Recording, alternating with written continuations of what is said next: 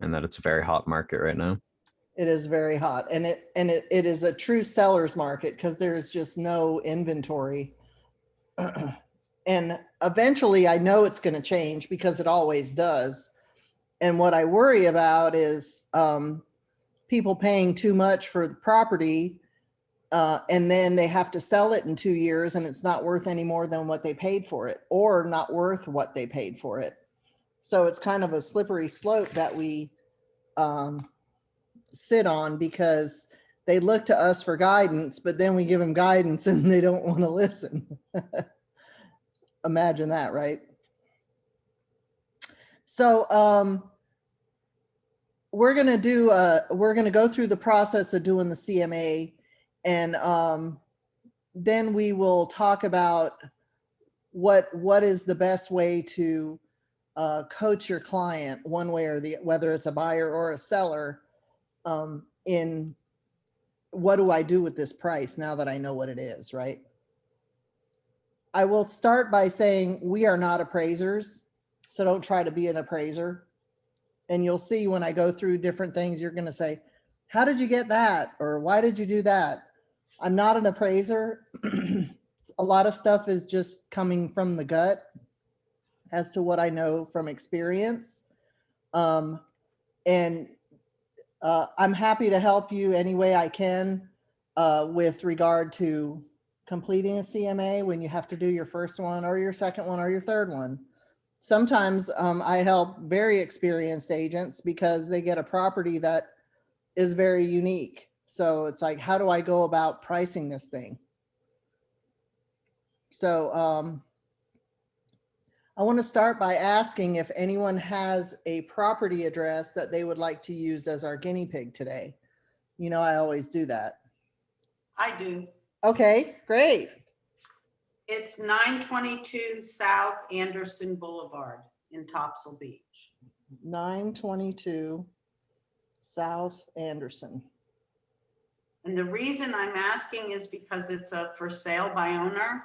Uh-huh. And I'm wondering if to approach them, would this be a good thing to do, is offer them a CMA and say, Sure. this is what your house is worth and this is what you've got it listed for, and how can I help you? Sure, absolutely.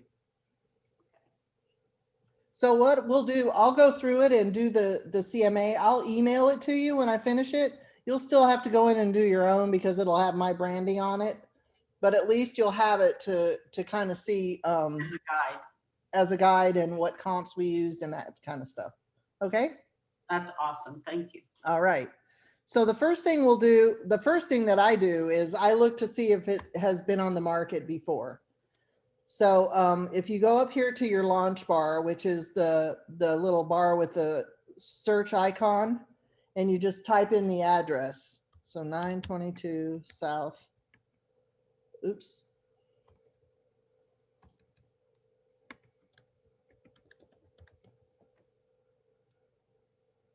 And it's not coming up. So there's a chance that it's never been on the market in the MLS.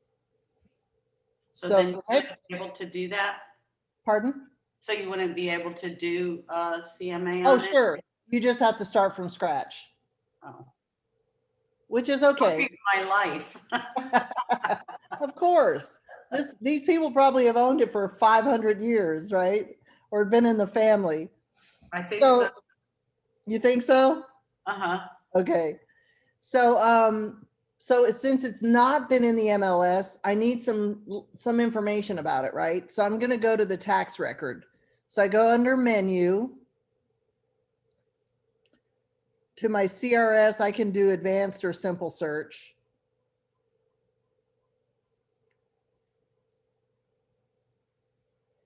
And I'm going to scroll down here to the address, 922. 22.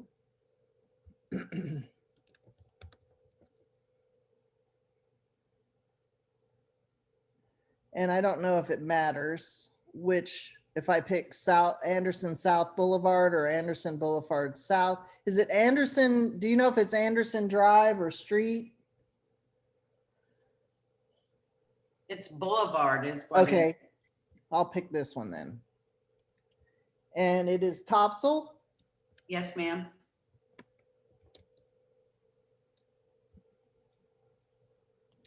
And then I'm going to hit submit.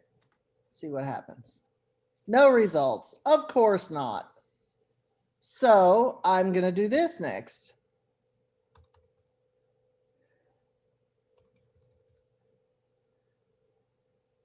I'll pick that one and see what happens. No results. All right. How about I just do Anderson?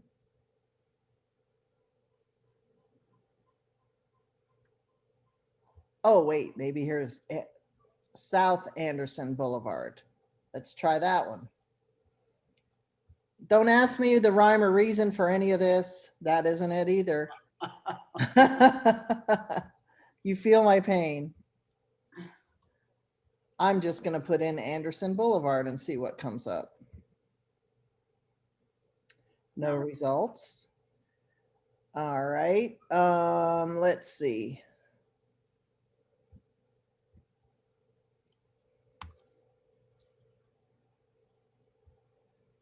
They've had, 28445, is that right? Let's just go by zip code and see what comes up. Voila, look at there.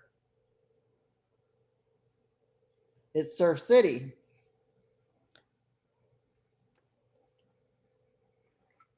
So this tells me that the current owner is Carl E. Rouse. Et al, E-T and A-L is and wife. I think it's Latin, but that's what that means. They bought it in 1994 for $60,000. And it is now appraised at $344,705.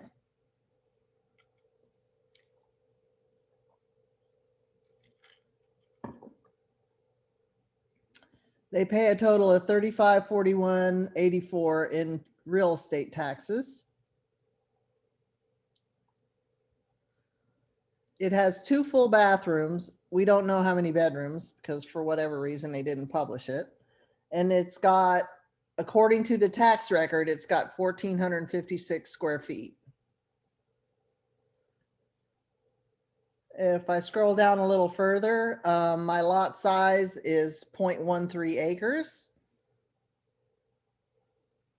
My zoning is B2, which is B is business. So that's kind of interesting. And it is in an AE floodplain, which means that it would require flood insurance if the buyer were going to get a mortgage. If it were me and I was buying on Topsail Island, I'd have flood insurance no matter what, whether I had a mortgage or not. So that gives you a little bit of a rundown of what you've got. I wanted to look at one other thing here. Let me see if I can find it.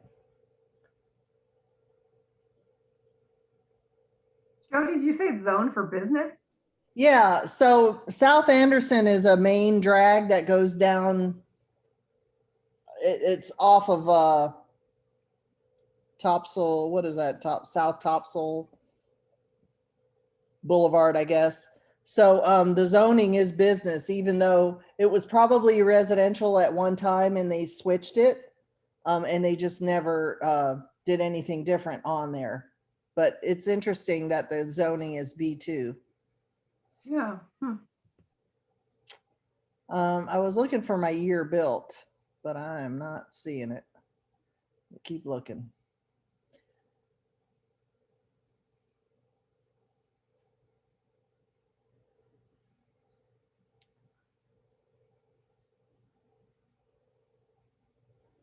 This new software is not all it's cracked up to be. I will say that.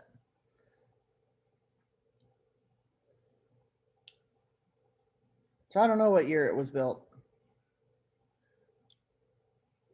Maybe, oops. Maybe if I go to, so if I go here and view county tax card, I bet I could get it from here.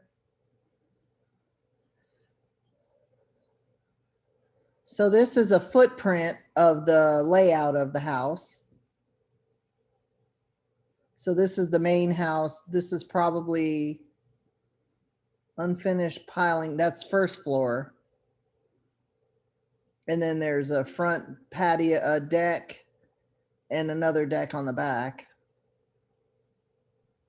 Jody, where are you seeing that? All I see is. Oh, I'm sorry. For some reason, when I go to,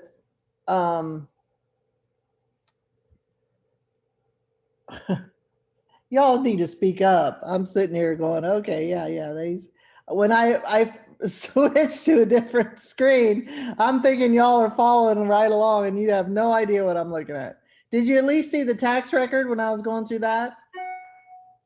The previous tax record? We're on the main page where it This says is- property summary, current owner. No, is that what you're seeing? Yes. Okay. Yeah, we didn't see the tax record.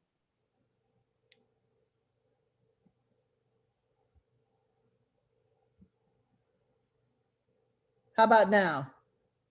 No. Well, why isn't it doing that? Okay.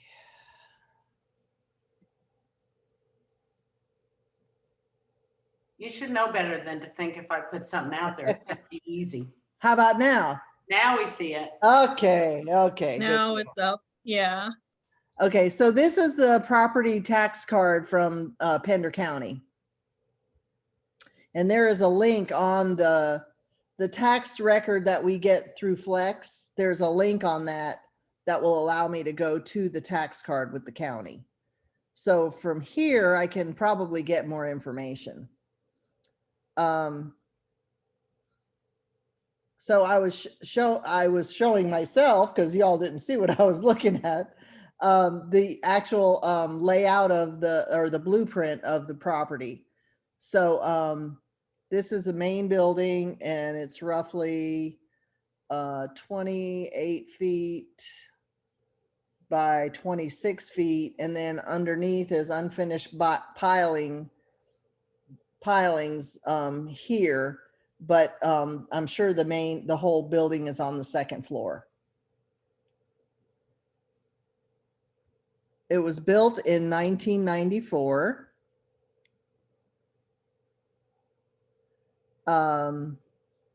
And this tells me that there's a beach cottage, there's 2 wood decks, and a 1-story frame that shows all of the different values to give me the total tax value of the 152,059. And then we add the lot value. And then this says heated square feet is 1456, total square feet, and that includes the decks, and underneath is 2118 square feet. Okay. Then if I scroll down here, I have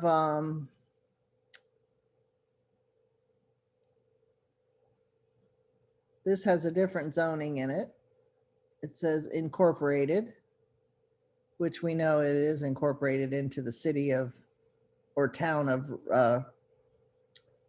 of Surf City. And then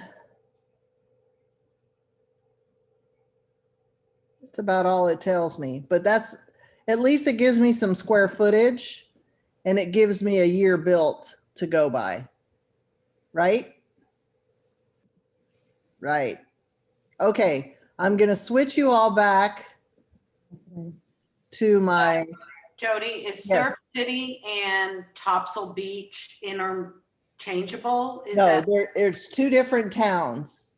okay? Because actually. it says at the top of this town of Topsail Beach, but you had to access it through Surf City. That's why I was. Yep. And that's interesting, isn't it? And then there's also North Topsail. And there's also North Topsail. which is even more fun. Yep. I will mention that I know you all have probably heard of a cobra zone, like cobra as in a snake. And it has it's short for something. It's coastal something, da, da, da, da, da, da, da. Anyway, it basically means that if the property is in a cobra zone, that the government could, if we had a bad storm and the house had been torn down, the government could come back and say, you cannot rebuild. So that's an important issue, right? If I'm buying a beach, a oceanfront house that's 5,000 square feet worth $1 million, and then we have a hurricane and it knocks it all out, and they come back and say, sorry, you can't rebuild. Now I have an oceanfront lot that I can't do anything with. And that might be why it's still for sale. Exactamundo. Not this one, but up in North Topsail is the only place that I know of that we have cobra zones. And our firm has had a lawsuit in the past because someone did sell a property that was in a cobra zone and did not disclose that to the buyer. So anyway, we ended up buying a beach house. So that's a very important thing to know.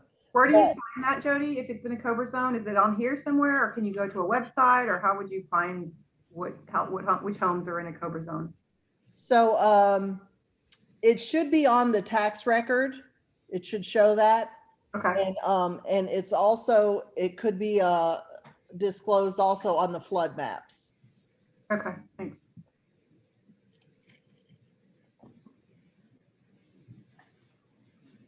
Okay, so can everyone see the tax software now, the CRS data tax software? Did your screen change? Yes. Yes? Okay, good. So now I'm going to go back to Flex. Now, everyone see Flex? Yes. Yes. Okay, great. So now I'm going to do a quick search on properties in Surf City that are similar to this one. So I'm going to go to quick search. And since I'm doing a CMA for a seller, I am going to look at statuses of active, pending with showings, and closed. And I'm only going to go back, let's say 150 days. My subtype is a single family residence. And my city is Surf City.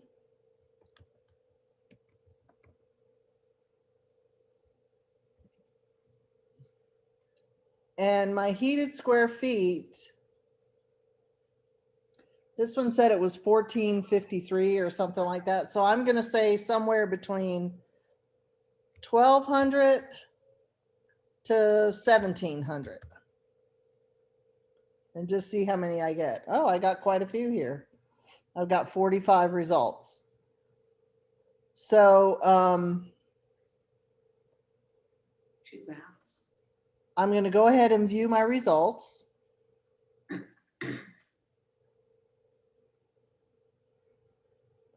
And just take a snapshot, scroll through some of these to get a feel for what has sold. So this one is on the mainland. So let me go back. I'm going to edit my search. Go to location type and hit island.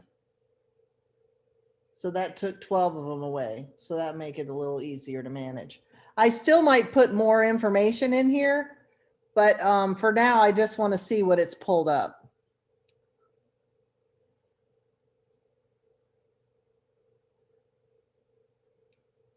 So one thing we didn't figure out, let me go back to the tax record and scroll out a little bit to see how far off the beach it is. So it's a first row, right?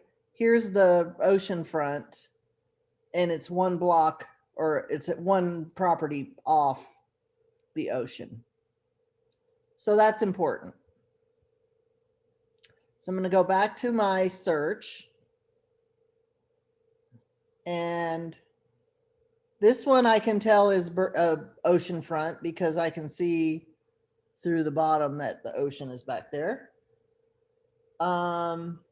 This is South Shore Drive. So let me take a look at that one, see what it says. Second row. So that would be a good one. I'll go ahead and select that one.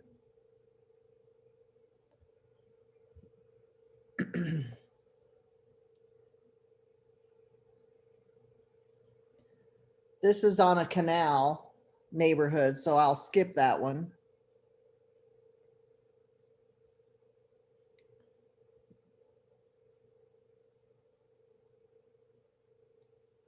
This is Marshfront. I'll skip that one.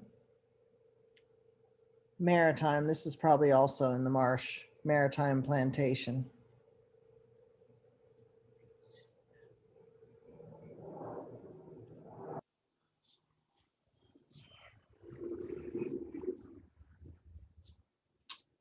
All right, I might skip that one for now.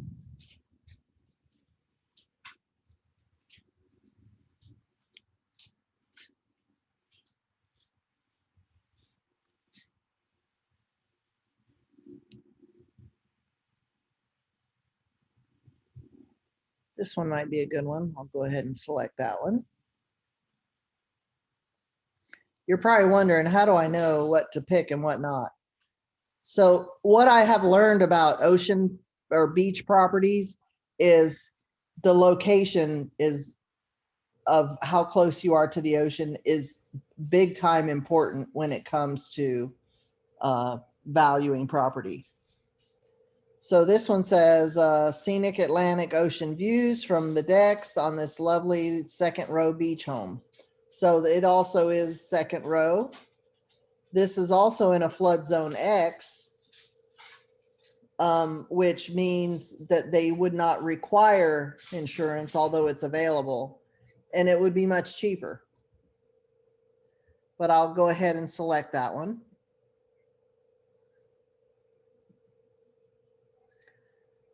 Let's see here what we got. Third row. I'll probably skip that one for now.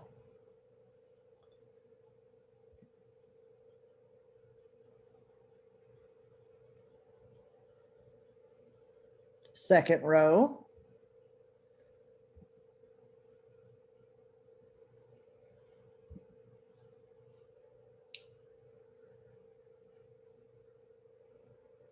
That's waterfront. I'll skip that one.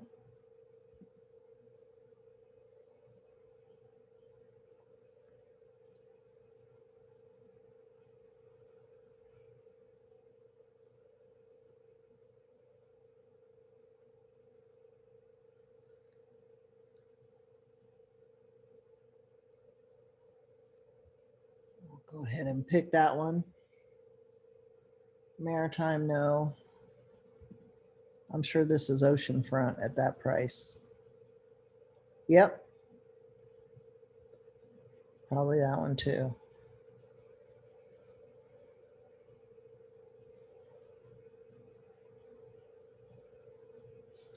So this one has a community day dock and boat ramp, as well as private community beach access. So it's more like a neighborhood. I'll skip that one.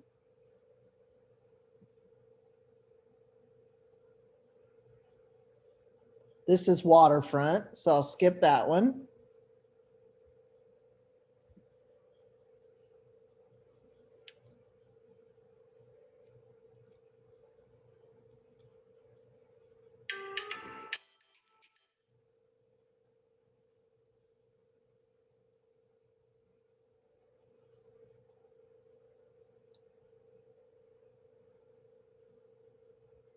Not sure about that one. I think I'll skip it.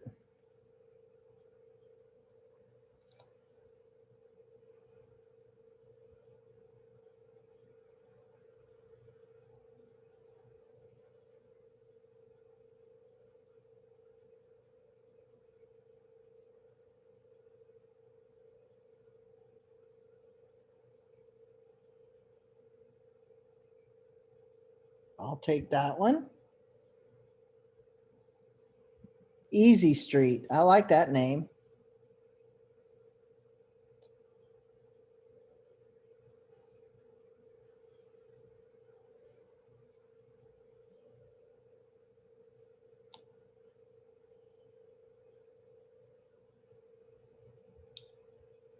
I'm not sure about that one, so I'll skip that one. I'll look at this one.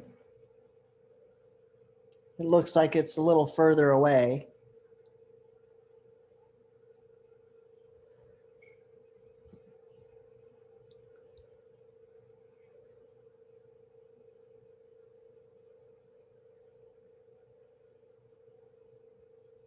This is a home path property, which means it was a foreclosure. So see here, the owner is Fannie Mae. So I'm going to skip that one as well because traditionally foreclosed properties don't bring the price that of a full market home would. So I'm going to skip that one as well. This one looks way too fancy, 825,000. New River.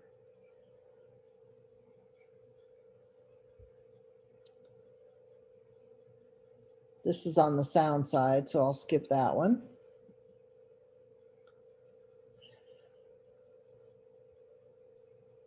Jody, do you use any other criteria besides where it's located, or do you go back and do that later? I may go back and do it later. My first pass is location and size, like number of square feet. And I've already put that in my search criteria. Location is sometimes hard to search by, so I have to manually go through that. Do you go by the asking price that the sellers have, or? So the way that the system will work is it will divide up the sold prices, the pending, and the active. And so it while you would want to rely more on the sold prices, Mhm. it's very likely that once your listing or the new listing sold, those that are pending would then become the new comps or the new solds, right? So as we go through this, we'll look at the pending, like this one, for example. This one went pending and it was only on the market 7 days. So Mhm. that tells me they probably got pretty close to what they were asking for, if not more than that, for, you know, for a price. So I don't know what they got for a sold price on those that are pending, but I can get an idea looking at the number of days on market. Okay. Okay. And then the active listings are actually my competition. So I'll want to give that consideration when I suggest pricing to the seller, because everyone is looking at the same properties, right? So those that are active, and if they've been on the market long enough or for a long time, that means there's something wrong with them, or they're overpriced. I think this one's like way overpriced. What does he have it listed for? 710. Oh, yeah, sounds overpriced. Just based on the few things that I've looked at here.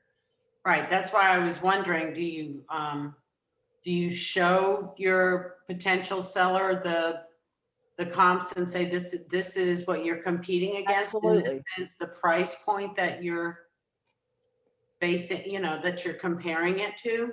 Yes, absolutely, I would.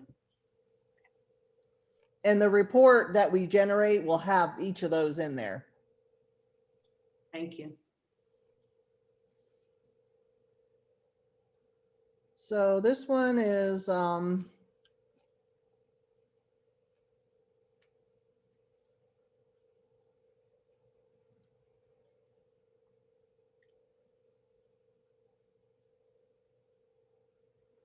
in the heart of Surf City. We'll go ahead and select that one just because we're not sure.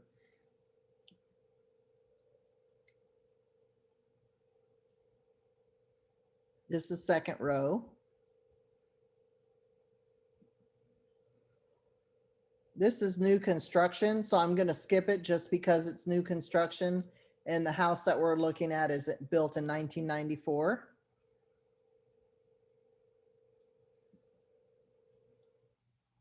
This is probably on the sound side.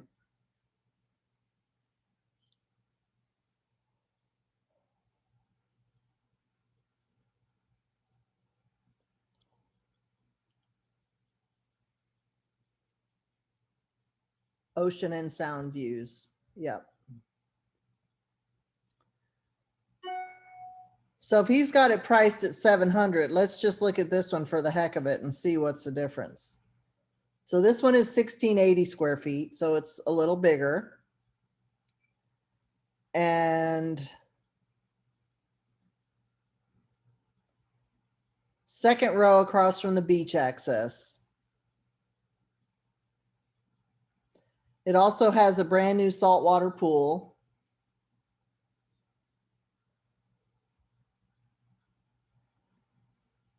Do we know if our subject is furnished? We don't. It doesn't say it in the, Okay. So we'll go ahead and pick this one just because. so they can see what's What it. Really yeah, different. 700 really brings you, right? But then it says it's sold for 527. No, it sold for 710. Oh, the last time. Is that right?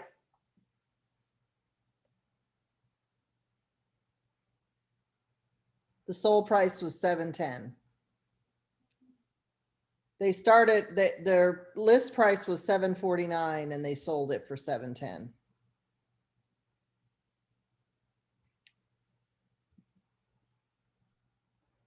Okay, let's see what this one looks like.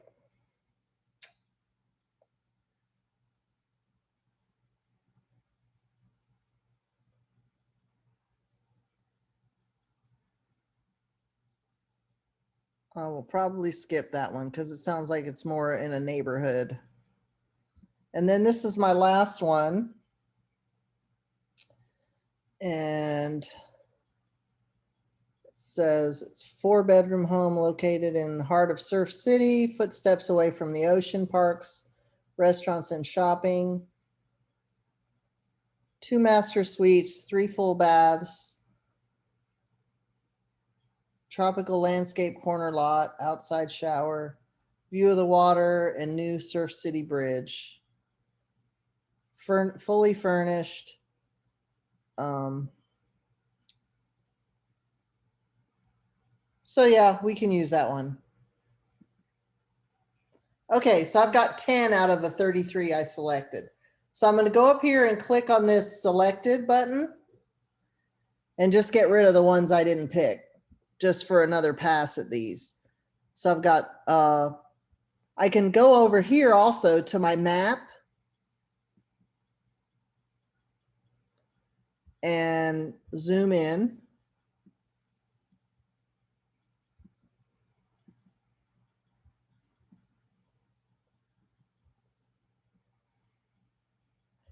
And whichever one is I have selected over here, the one that shows in yellow, oops,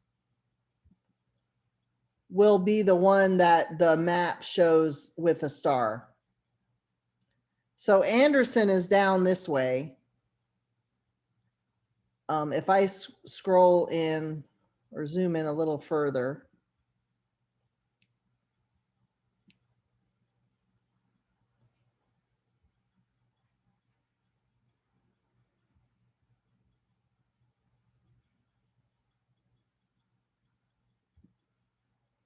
But here's the cool thing. If I use all these as my comps, when it prints the map, it's going to show the location of the subject as well as the other comps. And from there, I can decide if one is too far away or not in the similar location of the beach, then I can delete it from there.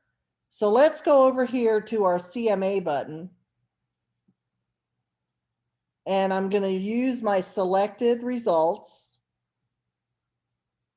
I want to do a full CMA.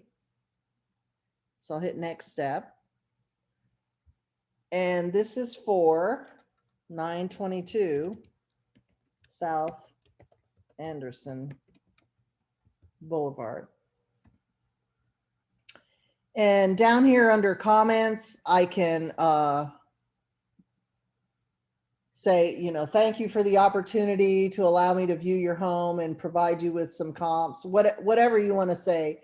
This will be like the cover page of the report that you're going to give them. Okay. And then I'm going to hit next step. And now I'm going to put in this address.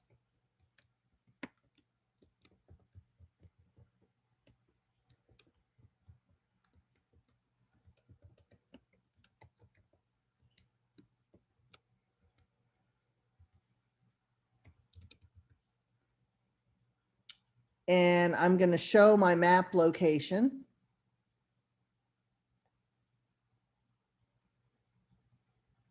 So I'll use this location. Oh, and you know what I just realized? I was looking at the wrong water.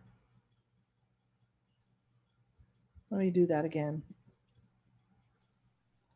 Yeah, it's second line Second for row the from intercoastal. the sides, the sound side, not the ocean side. Interesting. I messed that up. So let's go back, return to my search results, leave the page, and some of these are probably fine, but I'm going to start over and I'm going to look at my results again. Now I'm going to look at those that are closer to the sound side. So I know this one is, but this is right on the water.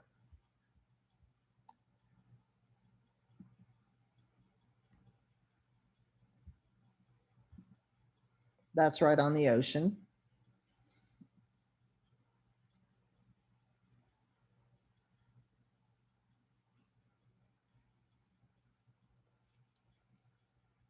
That one has a downstairs apartment, so it's generates income. So I'm going to skip that one.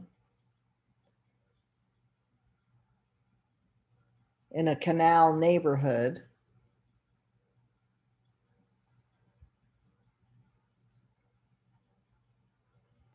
I could go ahead and take that one. Oh no, that's canal front. Never mind.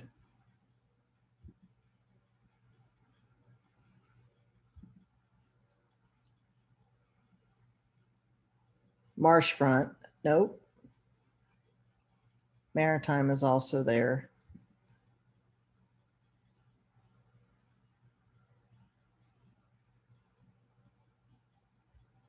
I'll go ahead and take this one.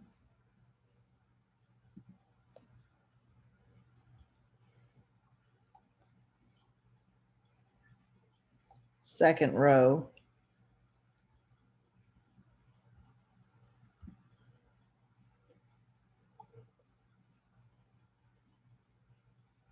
Third row, so that makes more sense. I'll take that one.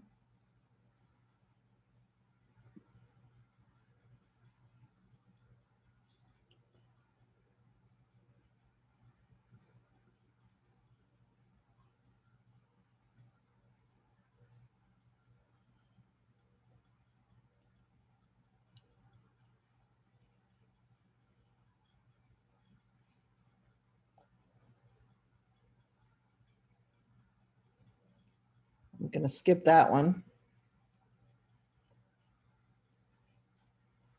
Waterfront, I'm gonna skip that one.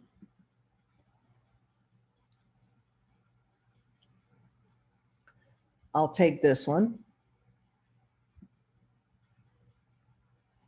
That's in a community, so I'll skip that one.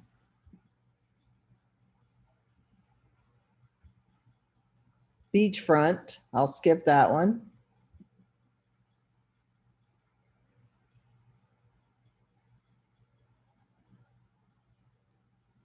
This is in a waterfront community with a boat ramp, so I'll skip that one.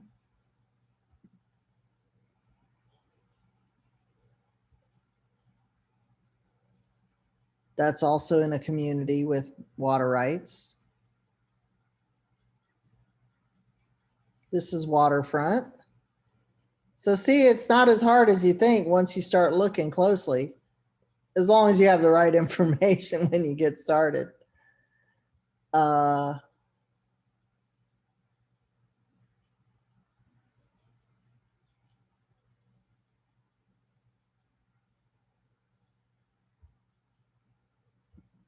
We'll go ahead and take that one only because we don't have many.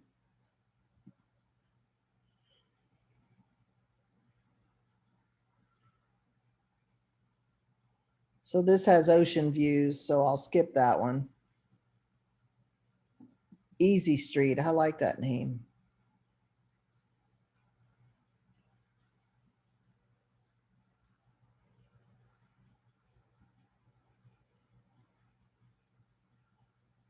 I'll go ahead and select that.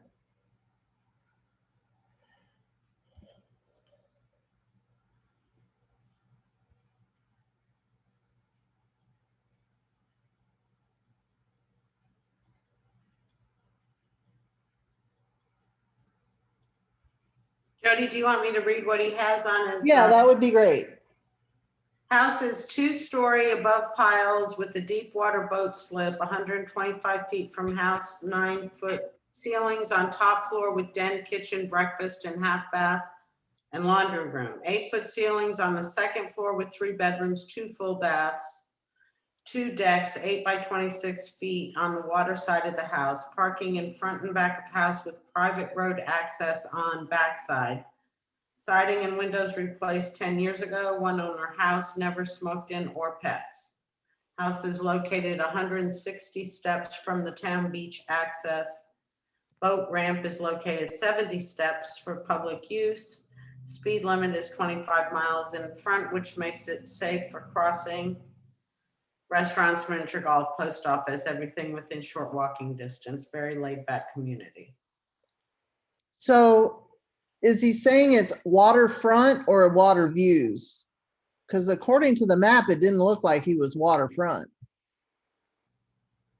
It says with a deep water boat slip.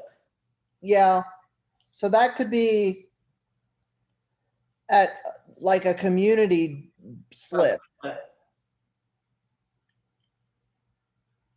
It looks like, in one of the pictures, it looks like the house in front of him is either on the waterway or on the beach. I think it's the waterway because it Yeah, shows it's gotta be the waterway. boat going by. I'm gonna go back to this tax record.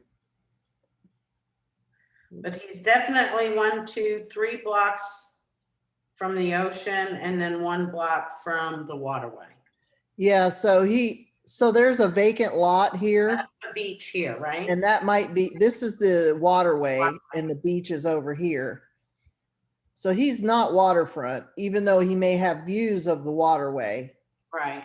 maybe past this vacant lot, which who knows how long it will be vacant, right? Right. And there could be, what we don't know is if there's like a community boat ramp or something like that. Oh, Yeah, look over looks like here. it's right next Looks door. like there's some boat slips right here. Uh-huh.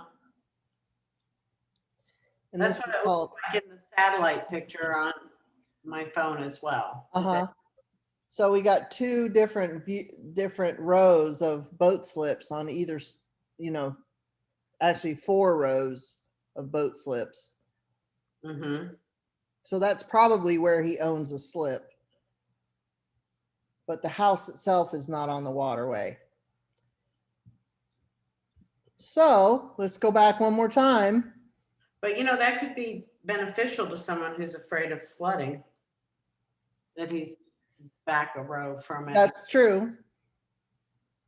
Jody, Yes. I do have a question with the boat slip. When the boat slip is not attached to the house like that, do you have to get permission from the community first to see if you purchase the boat slip with the house, or is that separately done? So in most cases, I know in yeah, go ahead. I know in some communities now they have like first right to the developer, but I just wanted to find out with like Yeah. a resale like this, how would it work out? So very likely, based on when this house was built, that boat slip is probably deeded. So the reference to a specific boat slip is probably on his deed. And we could actually pull that up. Let's go here to our tax. Can everyone see the tax? And make sure you all are with me. Are you looking at the tax record with me?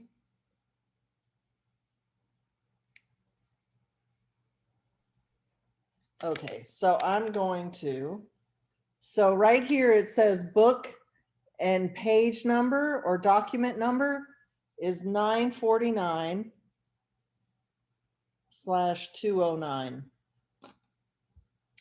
All right, I'm going to go back to Flex.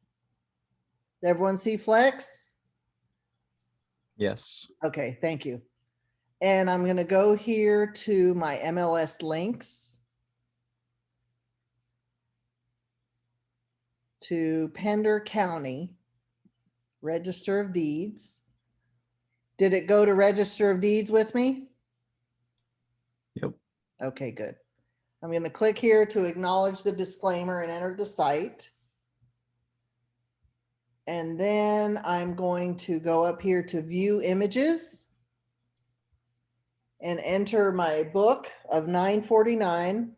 We're still on click here to acknowledge this discussion. Okay, thank you for letting me know. You're welcome. New share. Let's see. Here we go. Share. Yeah?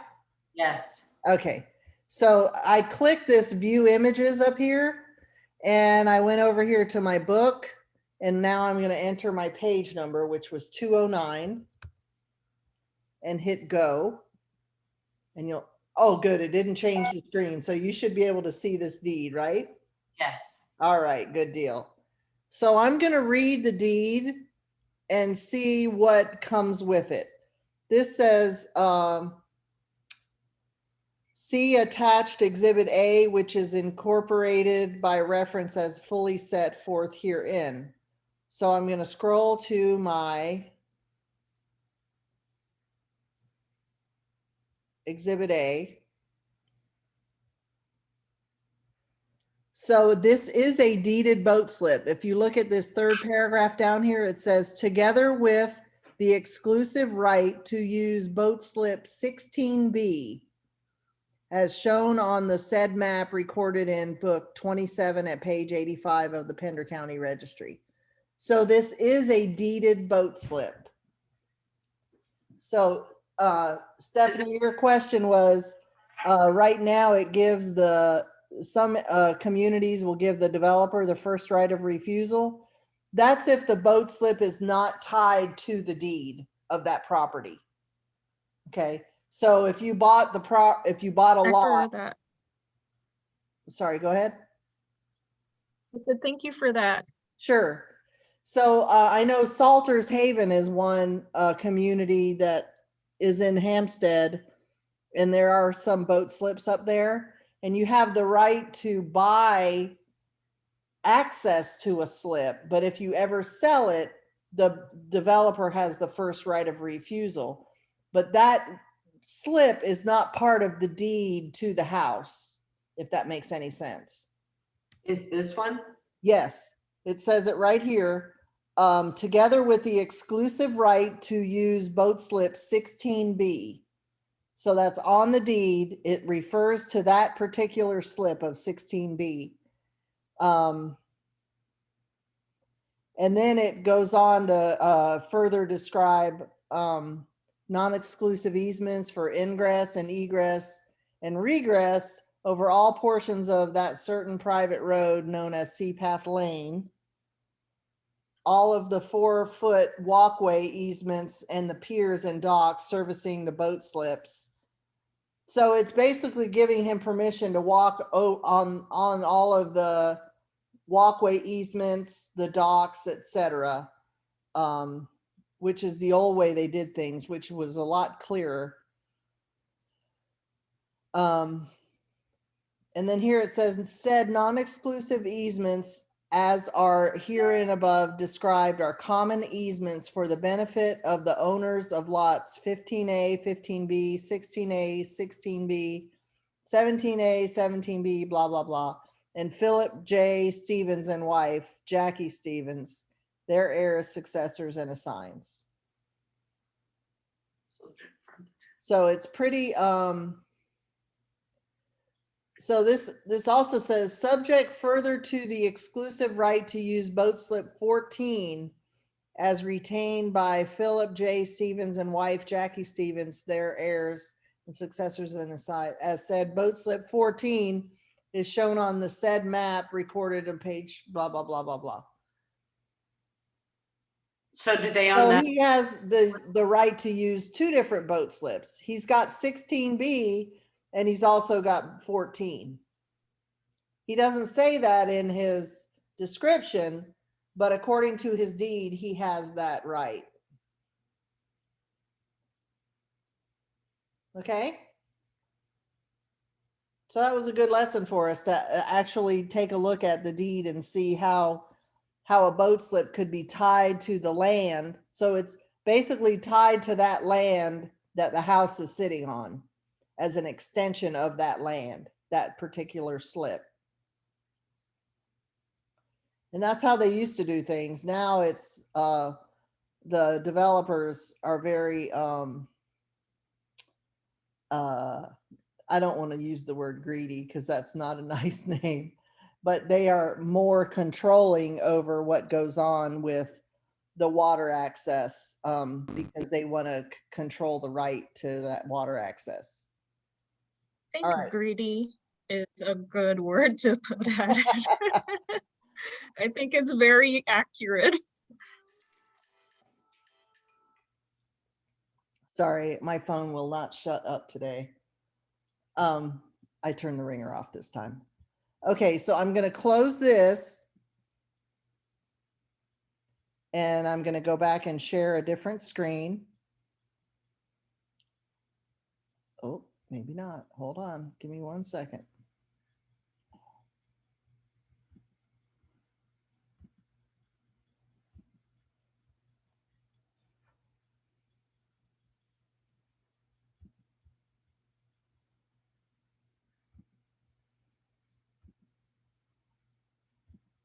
Okay. So we back to our list of properties. Yeah.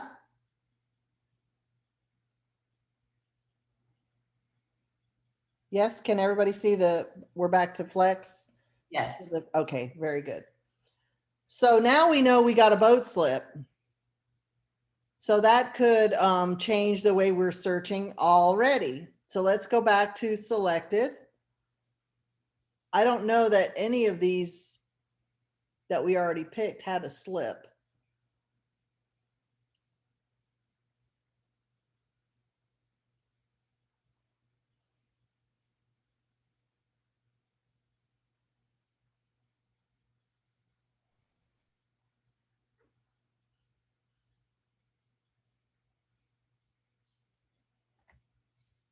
Let's look at this next one. That might put me back to selecting some of these that I did not select before that were in a neighborhood with water rights, because that's what he's got. So let's look again. I know this one was Where one that, do you usually find that? Is it in that middle? yeah, actually I could go up here to edit my search. And I can go down here to add a field and just start typing boat slip assigned. Okay, so that is 0. So we won't select that one. We'll do that. That leaves me 1. So maybe that's not a good thing to do. I just, for the heck of it though, I want to see what it is. That's Shay's Landing.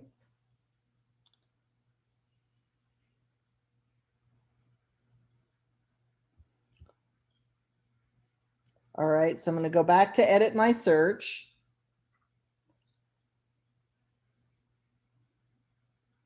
I'll get rid of that. Go down here. Let's see what other water.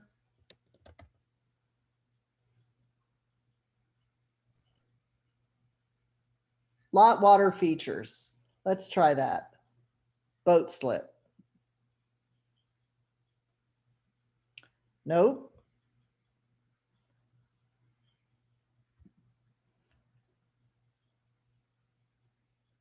Let's do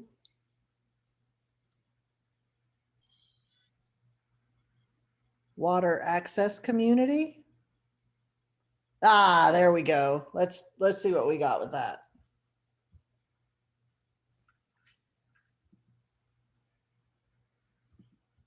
You picked a hard one. I'm glad you did.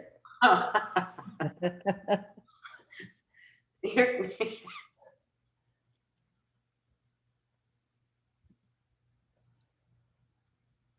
So this is one we had picked originally, and it says access.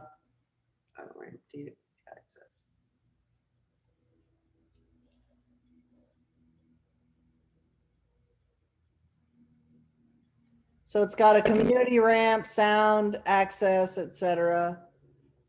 And it has deeded beach access too, but we don't care about that in this. I mean, we do, but. And then up here for HOA and neighborhood amenities, it has a ramp. So we'll just, knowing that it doesn't have a slip, but it does have water access, we'll keep it. Because our choices are limited. All right, this next one. And I don't know if you see where I'm reading, but the first place I went and looked at was the HOA and neighborhood amenities right here in the middle. And then I will go down here and read the description. So beach access. So I don't care about beach access. I'm looking for sound access. So I'm going to skip that one. Let's look at Windjammer.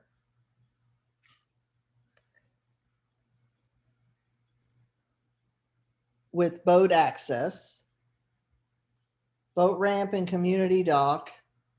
Again, it doesn't have the slip, but it is water access. And I know this was one because it was the only one that showed up in our search earlier. Let's look at Crutchfield. It has a ramp.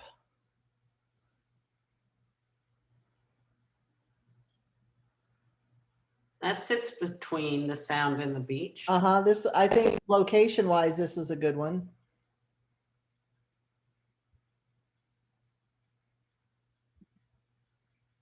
And then we got this one.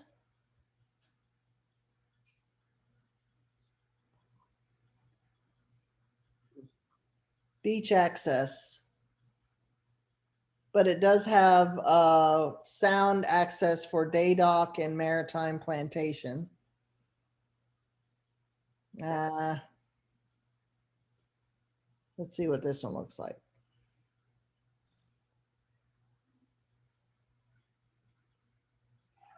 the dock and a ranch. Yep, I'll pick that one. That looks good. So they're really not very many, and maybe it's because of the smaller size that I selected for the house is smaller, that we're not finding a lot of houses that sold with the slip itself. So we'll have to make an adjustment for that slip, and they could be pretty expensive. Anywhere between 40 to 60 in that area now, Yep. right, I was Jody? gonna say 50,000, yeah, so. Okay, so I have 5 selected. I'm gonna go here to my selected. I'm gonna go back to CMA and we'll start all over again. But that's all right, it's been a great exercise. For 922 South Anderson Boulevard. And then blah, blah, blah, whatever you want to say on your cover page. Next steps.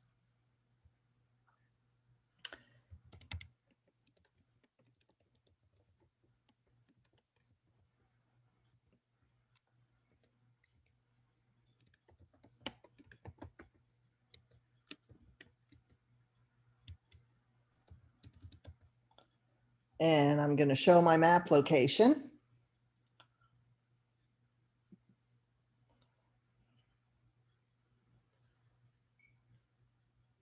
And then before I create my report and print it off and make my appointment, I'm going to want to do a drive-by of the property and take a picture from the street. And I'm going to upload that photo so I will have a photo to show on the report. Okay. So let's say you took the picture and you have it on your desk, on your desktop or on your computer. You would go here to upload photo, choose file.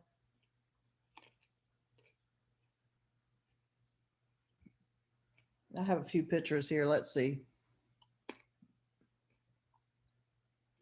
Just for the heck of it. We're just seeing the Create CMA page. Is that okay? I didn't know if we were, awesome. Okay. So I just picked a picture that I had on my desktop or my in my download folder and uploaded a picture of a house. Okay. So now I'm going to want to make adjustments for my fields here. So for each report or for each property, it's going to compare it's just going to show number of bedrooms, full bathrooms, total bathrooms, heated square feet, any garage and parking, my lot acres, and my year built. I'm also going to want to add, so I'm going to hit new item.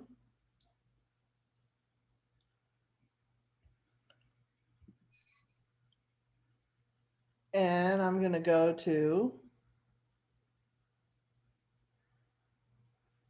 lot. Nope. Oh, well, no, never mind. Sorry.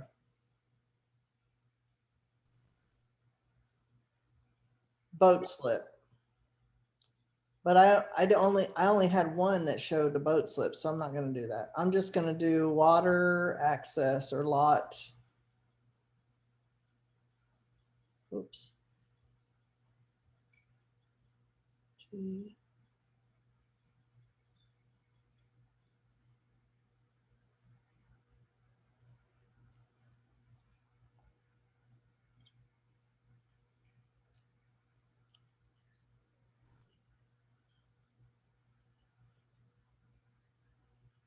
Lot water features. I'll put a boat ramp.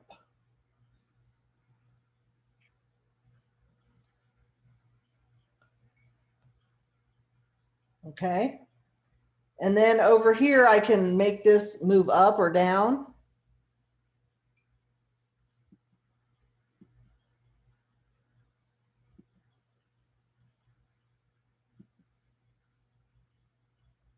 And now I'll go to next step.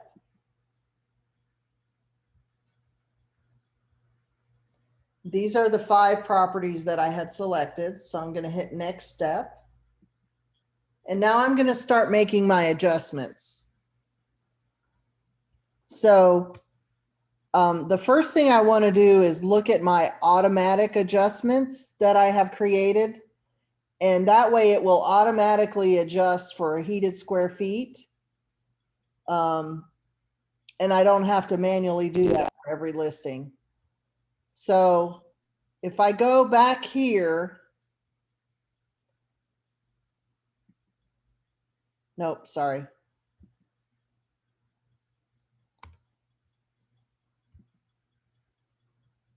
I can go back to my residential search here. And what I'm going to get a feel for is my price per square foot.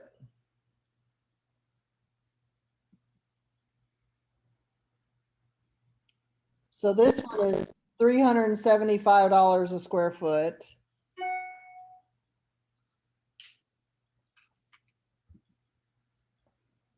This one was $349 a square foot.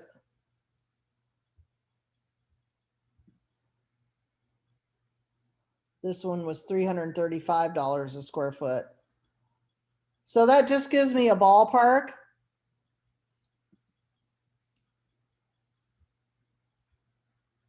$314. $355. So one thing that bothers me, I know you all are going to hate hearing this by the end of the day. One thing that bothers me is just using a straight up heated square price per square foot value to give a value of a home, because there are so many things that can go into that calculation. What I do know is that there are fixed costs associated with every property. And the more square footage you have in the house, the lower your price per square foot is going to be, because you're spreading those fixed costs over more square footage. So if I have a 1,300 square foot house sitting on a lot and a 1,600 square foot house sitting on a lot, and the lots are exactly the same, my price, and it costs the same amount to build it, my price per square foot on the 1,600 square foot house is going to be less than the 1,300 square foot house, because I'm dividing the fixed costs over more square footage. Does that make sense? Yes. Yeah. Okay. Yeah, but Yes, it this does. price is $488 a square foot. Yeah, that's a little bit steep, right? I think so. So if I just say, okay, my lot, roughly it ranged from 314 to 350. So if we just picked a 335 as a mid-range of those that we're using, but now I want to take out my fixed costs.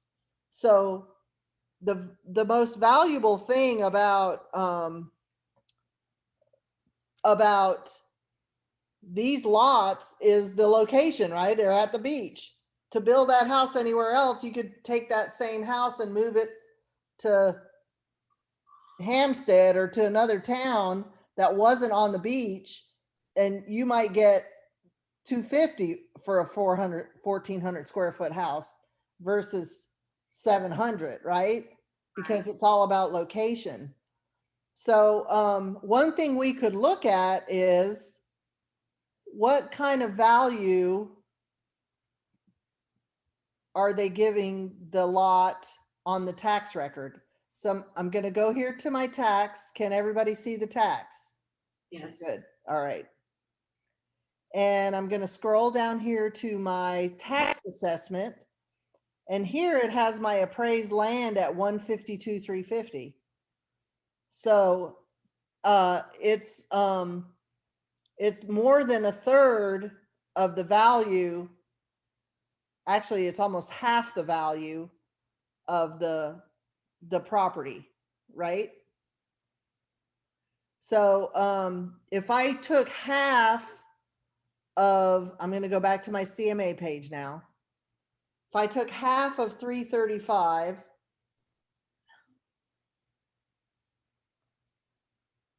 I'm doing a little math here. Give me a second. That's, let's just say that's 167.5. Let's just say 170 is my price per square foot. If I took that and I put in my adjustment list, and I go here to my heated square feet, I'm going to change this to 170 and save. I might also, the other auto adjust fields I have here is a full bathroom. So what this is doing is if one house had a full bath, an extra full bath, or one less bath, what value would I give it? I have 8,000 in here. It's going to save whatever I had in there from before. I think for a beach property, having a full bath is worth a lot, right? Because very likely you're going to be in and out of the water and all that other stuff. So I'm probably going to give this a $15,000 value for a full bathroom. And a half bath, I may give 6,000.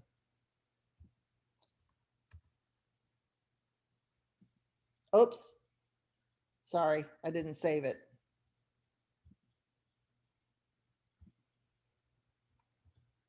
Save.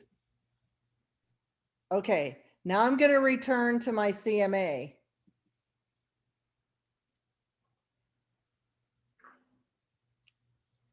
So the first thing I'm going to do is do my auto adjust my comps based on square footage and whether or not it has a full or a extra or less full or half bath. So I'm going to hit auto adjust my comps.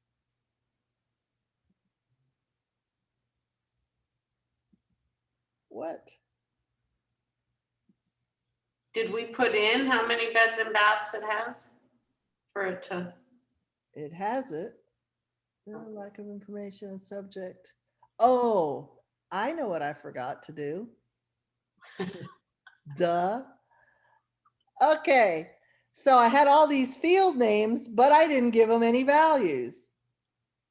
So for my subject, I have 3 bedrooms, correct? Yes, I have 2 full bathrooms.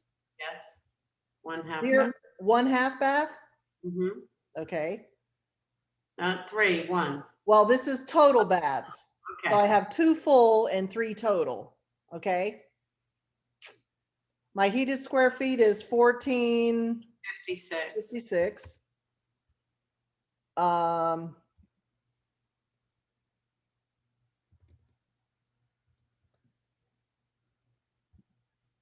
Does it say anything about the parking that I have? It has a carport. Okay. Carport. So I'm going to delete this. And I'm going to put just parking.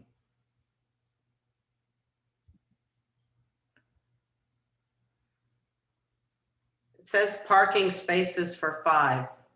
Okay. I'm going to use that parking space.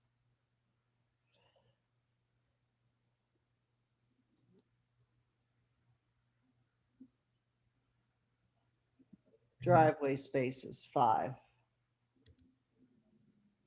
And I'm going to move this up. And then my size of my lot, I could get from the tax record if it doesn't have it on there. It's 0.13, right? it's 5,532 square. So the tax record had it calculated as 0.13. And I'll show you where that is right here, acreage 1.13. Okay. I thought you were saying, I was dyslexic there. I was thinking 1.3. I'm going, no, they don't. And then my year built is 1994. All right, that's way better. Now I can go to my adjustments and I can auto adjust my comps. And it said 7 adjustments were added to your CMA. So if I look at this one on Crutchfield, I've automatically adjusted it by 19,040, and that was for heated square feet. Whether or not it has a plus or a minus, so let me talk through this a second. So the first value here you see over in the upper right is the sale price. Okay. And what it's done, since it is larger than my subject, it's going to add, it's going to be a plus for this amount of square footage because it's bringing that property to the value of the comp or the subject, I'm sorry. So what you would not normally think of, it should take it away because it's bigger, it's actually going to add it. I don't understand. Okay, so up here, these blue addresses are all hyperlinks. So I can select this one and look at the actual listing. And I was wrong. This is actually smaller than the subject. So that's why it added it to the value, because it's bringing that value, which it's sold for 505. It's bringing that to the same size as the subject. So it's going to add, it's going to be a plus for the square footage. So the next thing I'm going to read through the description.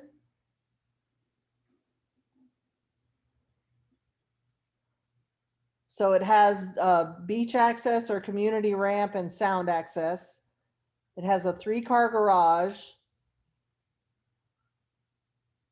So it has a depth on the right side for a boat or extra car parking. It has a newer metal roof, hurricane shutters, vinyl sidings, deck stairs, termite bond, no flooding from the hurricane. Don't miss this one. Schedule your private tour today. And it only lasted for 3 days. And guess what?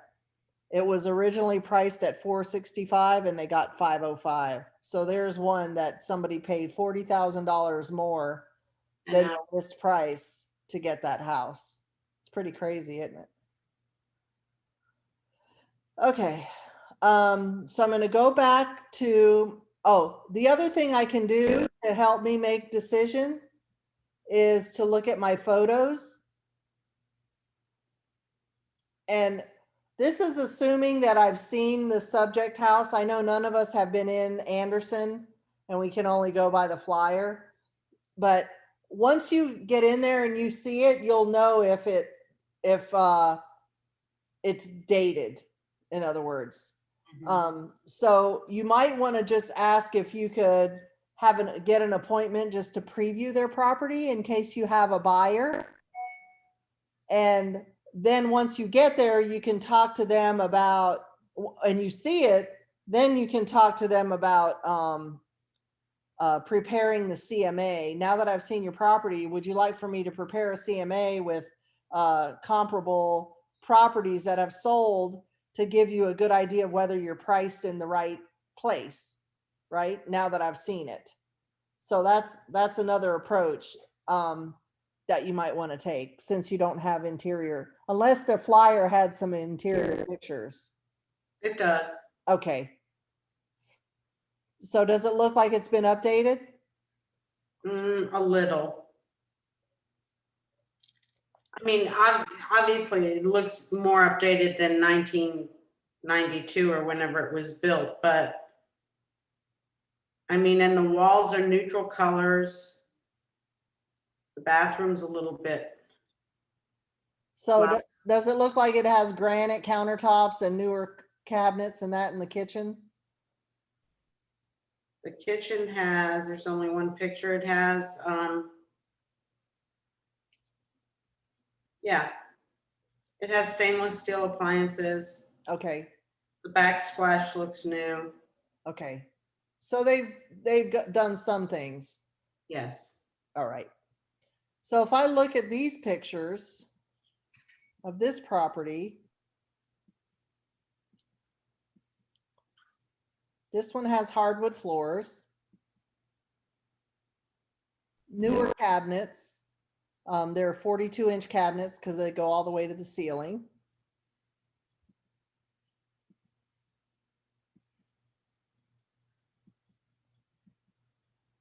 Lots of windows, so lots of light.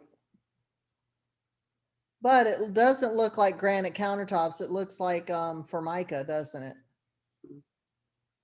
It does. Yep.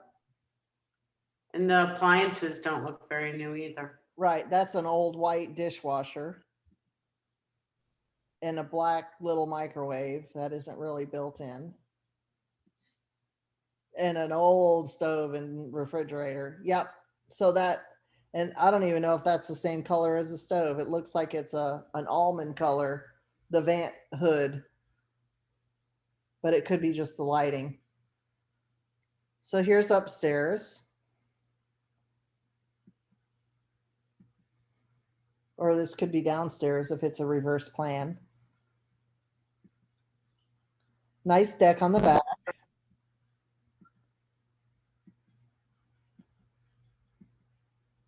Nice master bathroom. Smaller vanity, and the mirror has some age on it. You see how it's delaminating here at the bottom?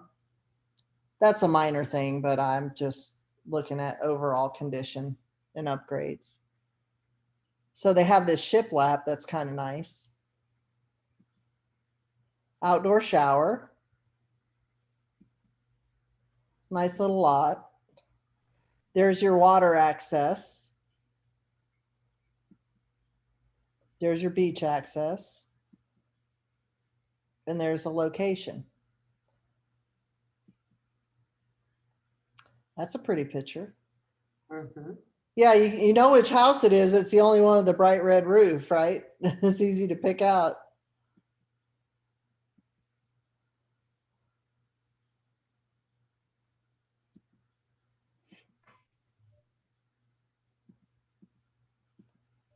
Okay, so I'm going to go back to my CMA and I'm going to make some adjustments. So the first thing I'm going to make an adjustment for is my boat slip.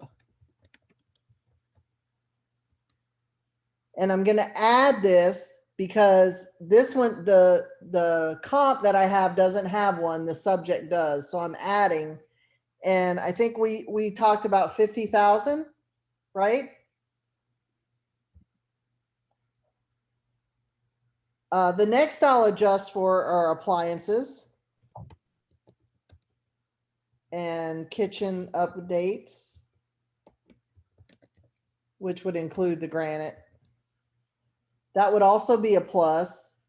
I probably would give it maybe 6,000 to 8,000. You good with that? Sure.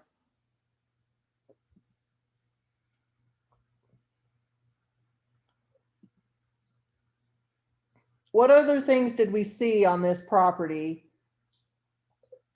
Not knowing what we're looking at, right? With the subject, because we haven't actually seen it, but just based on the pictures. We do have a 2-car garage here, but so I might give credit for some garage space.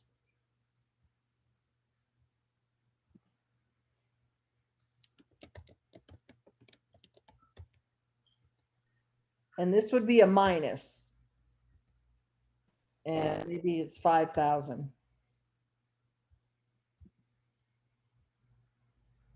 Go back here and look again.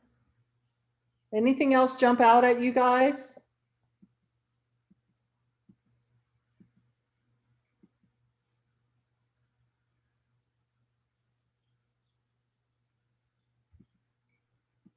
I think that's good enough. You get the idea, right?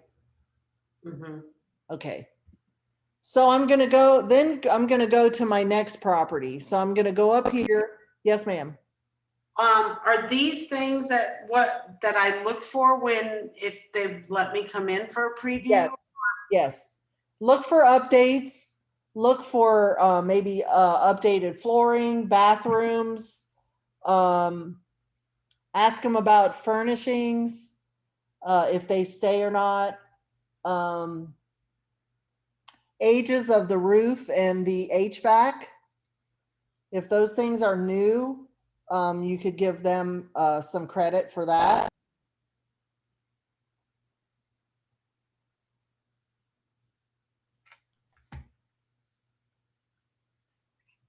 So those are the things I would look for. And flooring, what kind of flooring does it have?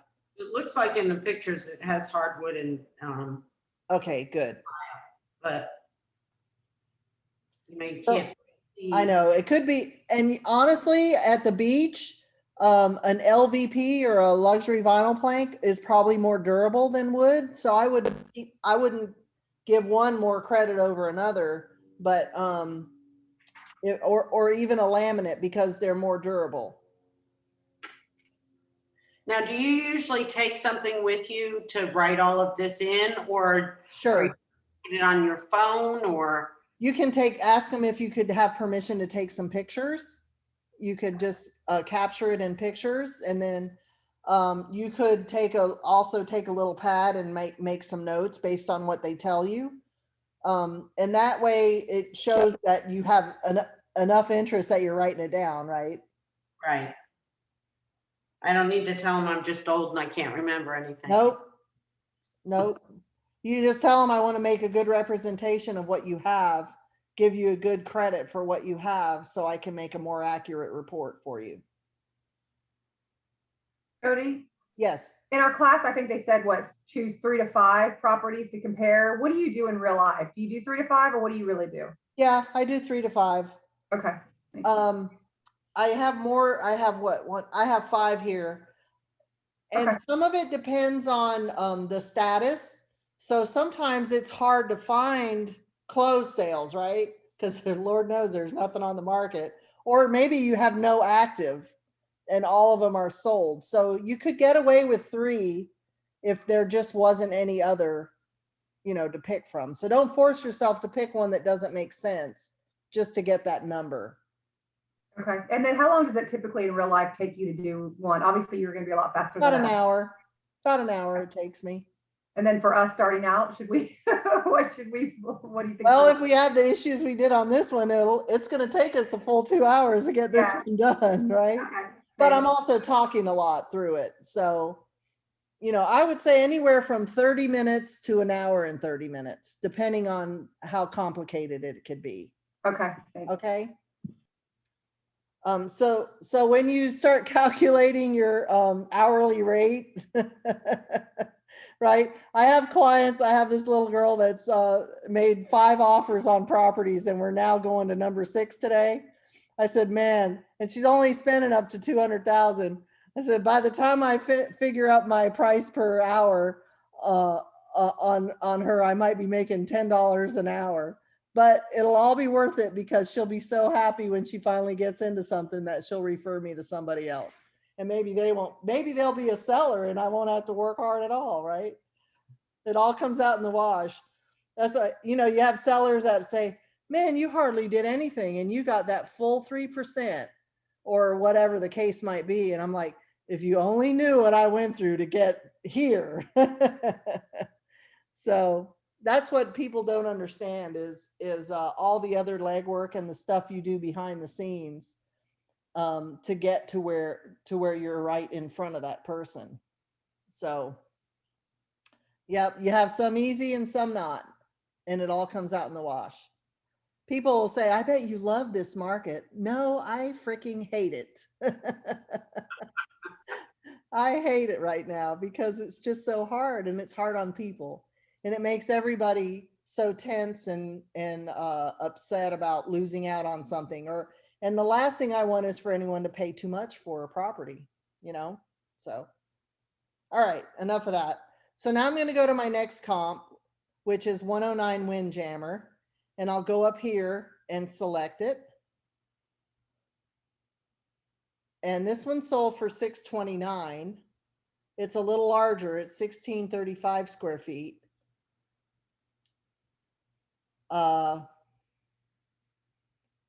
It does not have a slip, but it does have the dock. It has sound view, water access community, water view, boat ramp, boat dock. So if I read through the description, just doesn't have the slip.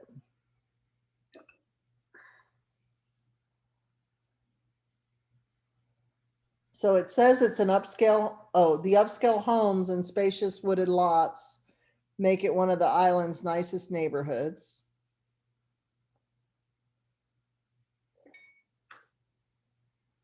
Soaring windows overlooking the ICW and wetlands. Lots of natural light. We'll see that in the pictures.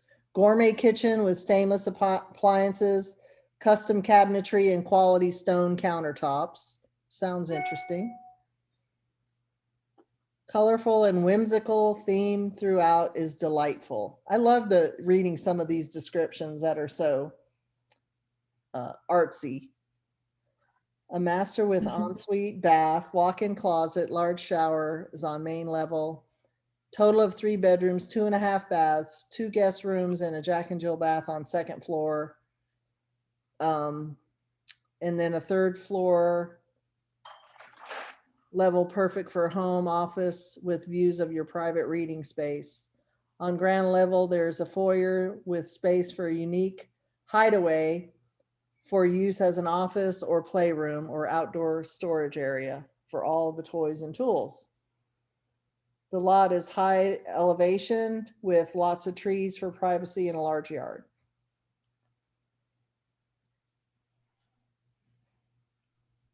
Okay. So let's go ahead and look at our pictures. So I'm go up here to photos. And this one has no garage, which is fine, but it has the parking, probably like the subject. And if I look through the different pictures, I've got hardwood floors or some kind of laminate.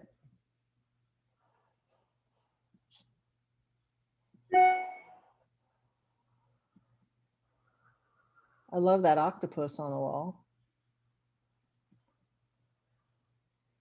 So here's my gourmet kitchen.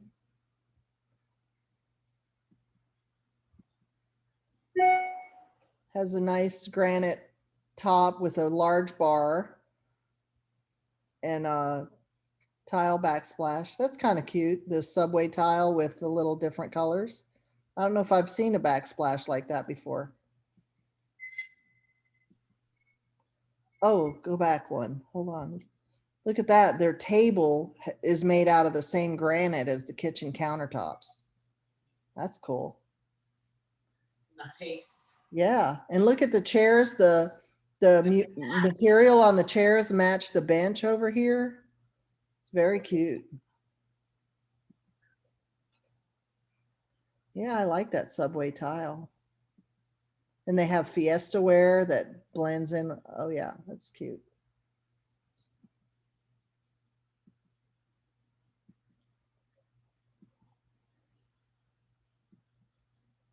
Little half bath, and it's got the same tile right here at the sink. Now that table that has the same as the, Right here. would that be considered? So reading the description, it says that it's furnished. Oh, okay, so that comes all with. Little half bath, bedroom, closet. Here's another bath with a nice full shower and all tile. So these are the things I would look for in the subject when I go to take my first tour, to see if their bathrooms are finished off like this. They're definitely not. Okay. Yeah, that's really cute. Nice deck. Part of it is covered. And then it's got the view of the waterway.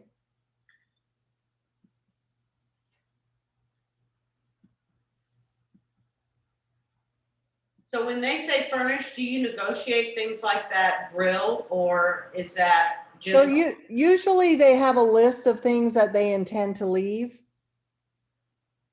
And then you would do a separate bill of sale, and you'd say, okay, I'll buy everything on this list for $1 if I can buy the house.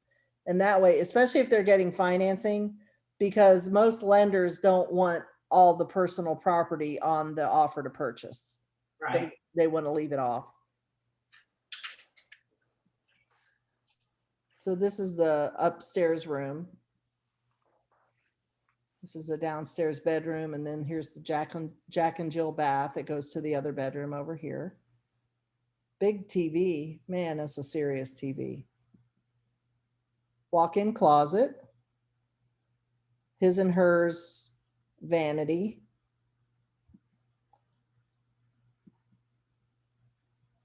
Another shower in the tub. So this must be the master. That's another little bedroom. Cute, cute. It's very cute. I love the colors and just the whole, oh wow, look at that view out the window.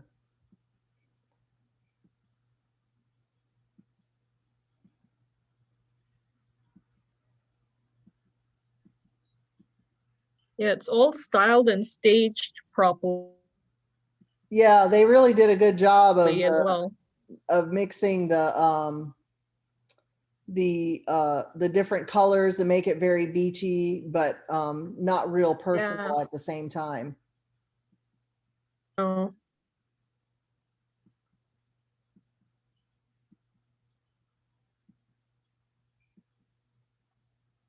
So you're close to the ocean there too.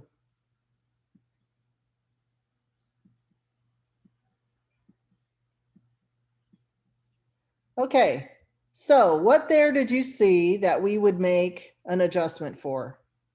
The kitchen for sure. Kitchen, okay, kitchen updates. And this would be a minus because the comp has it, not the subject. So you're bringing the comp to the price of the subject or to the condition of the subject. So how much would you give that kitchen over the comp? I mean, over the subject? Maybe 20 grand? Yeah. Jody, how do you come up with these numbers? Like when we're starting out, you've obviously been doing this, but for us newbies, how do we Right. know what these numbers are? You know, that's what I said in the beginning. Some of these numbers you're going to say, how in the world did you have it? And a lot of it comes from experience. But really it's about what would a buyer be willing to pay to have that versus that. It's not always the full amount of what it would cost to make those changes. In fact, it's usually not full cost, but it's maybe 3/4 of what it would cost. Okay. So some of it is just gut. but it's all. Sorry, go ahead. But it's always good to know like what the average number is to change over appliances, like group appliances together, Yeah. because that's an upsale. Right, So it's always good to have that number in your head right. with kitchens and bathroom. Yep. So, obviously with kitchens, you could spend $8,000 to $10,000 on a set of new appliances, or you could spend 20. So a lot of it has to do with the value of the home, right? If I'm looking at a $220,000 property that I'm comping out, I might only give it $4,000 or $5,000 for appliances because they probably didn't do the upgraded, nicer, more expensive appliances. Same as granite and cabinets. And so some of it has to do with the level of living and the price of the home versus the actual cost of getting new appliances. if that Is makes there sense. like a resource or a cheat sheet or a place we can go to just to kind of study ballpark numbers until we have No, a I've number? had so many people have So asked me that. I did have an agent that said, oh, I have So a it's what, cheat sheet from an appraiser. And I'm like, yeah, but that doesn't bring into, they take into account the price of the home that you're using that cheat sheet for. And the cheat sheet was probably developed 10 years ago. So Lord knows everything's way more expensive today. Yeah, You know, So- like maybe having an extra full bathroom, you know, we put in there 16 grand for a bath. But if you're looking at again, a $200,000 house, you might only give a full bath, you know, an extra $8,000 or $10,000. But if it's high dollar, you might want to give it $30,000 if you're talking about a landfall house, you know. yeah. So I would say, look at what it would cost to put it in, and then maybe use 3/4 of that amount, Okay, thanks. kind of a rule of thumb. Okay. Okay, thanks. Well, it's hard to compare that house to this house because that house was so cute. Oh, that house is adorable. Oh my God, I would buy it. So we got the boat slip, right? We can't forget that. And we already used that as, we made this one 50,000. Or gave it a $50,000 value. I think just overall condition.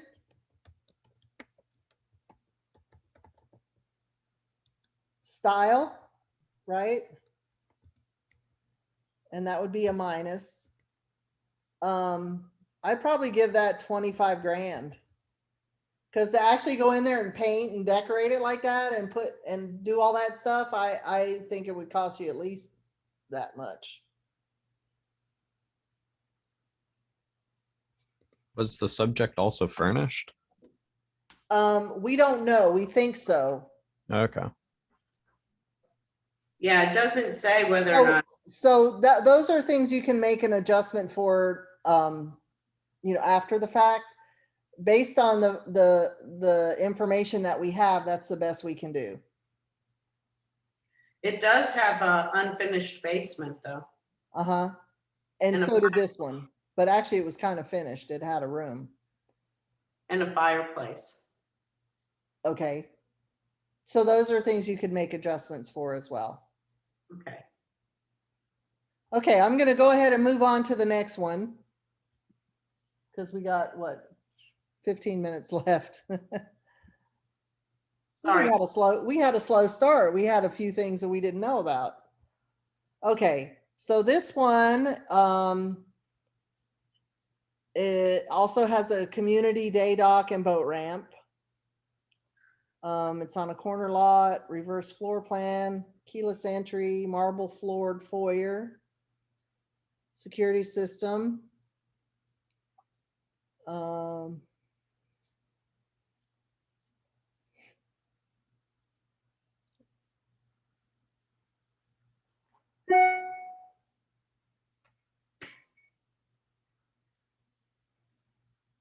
All bedrooms on the first floor, including a spacious master bedroom with a new wonder tiled shower and double vanity. Master has a sliding glass door to the first level deck. Other features include a bad weather entry, mudroom, outside shower, spacious secured storage, covered kayak, paddleboard, stack storage, other storage for other beach toys. Decks and railings were replaced in 2019. New outdoor carpeting in the screen porch and covered deck. So the screen porch is something that extra that this one has.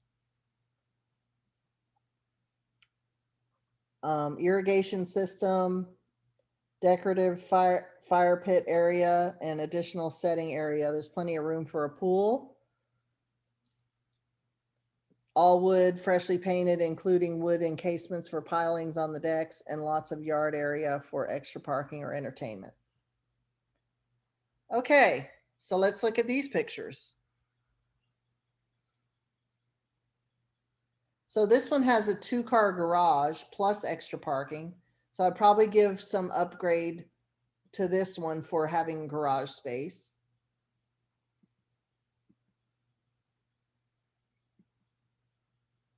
Has this huge screen porch. Plenty of decking.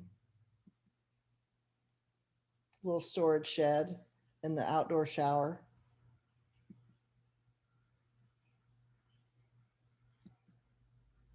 There's your fire pit.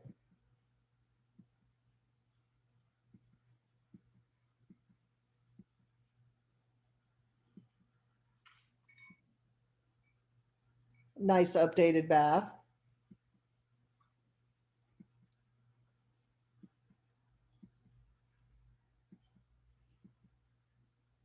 It's a nice shower too. This is probably the master, only because it's got double vanity here and then another cabinet over here.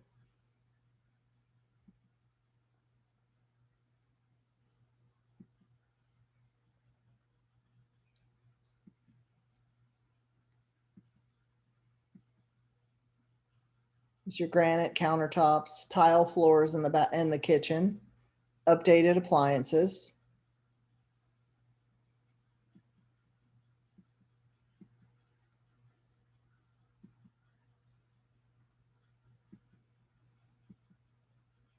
Oh, that's kind of cool. Look what they did there. They painted the deck to look like the ocean. How clever is that? Big storage and garage space down below. Okay, so what would you give credit for or take away? We said we have a screen porch. And this would be a minus. I'd probably give that at least 10,000.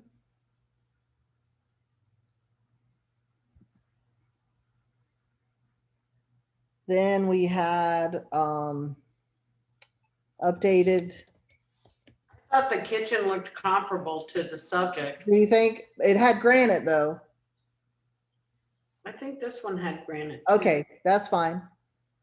It's just not as cute as that first one. we Oh, looked I know, it's hard to forget that one. Oh, a boat slip. And that's a plus.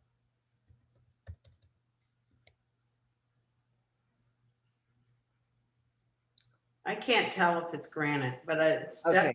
definitely Again, that's something that you can confirm. when you see it. Yep. Because the back, Garage, we're going to give it a little bit of credit towards garage.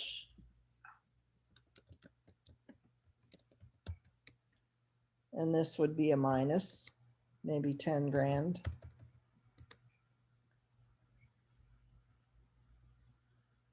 That's a good list. Okay, I'm going to go to the next one, Crutchfield, another Crutchfield, and open that one up.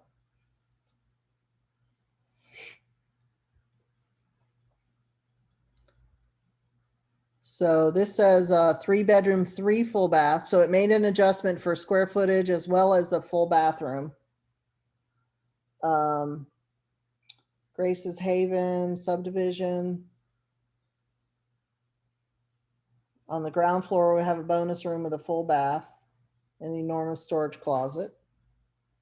Second level has kitchen, living room, full bath, and 2 bedrooms. It's got a screen porch as well. Fire pit. Third level has a wet bar with kitchenette, master bedroom with its own private balcony and a full bath. Home was brought down to the studs in 2005 and completely remodeled after Florence with clean, airy colors and plenty of sunlight. What else could you need? Of course. Okay, let's look at pictures, see how well they did with this one. Looks cute. Oh, you're kidding me. It doesn't have any pictures. That's it. Must have sold in a day. Let's look at that. 0 days on market. See? I didn't have to waste any money on pictures because they bought it before I even spent the money. So does that mean they bought it for exactly what the listing price was? Yep, it looks that way.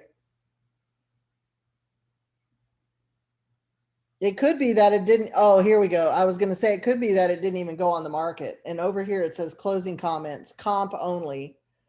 So they never really put it on the market. One agent had the buyer and they had another agent as their listing agent. And it looks like they're related because they're both their names are, oh no, they're at Teresa Batts Real Estate. They got different names, but they work for the same firm. So one knew about a house that they were willing to sell and another one had a buyer and they hooked them up and that was the end of that. So what adjustments would we make here? We said screen porch.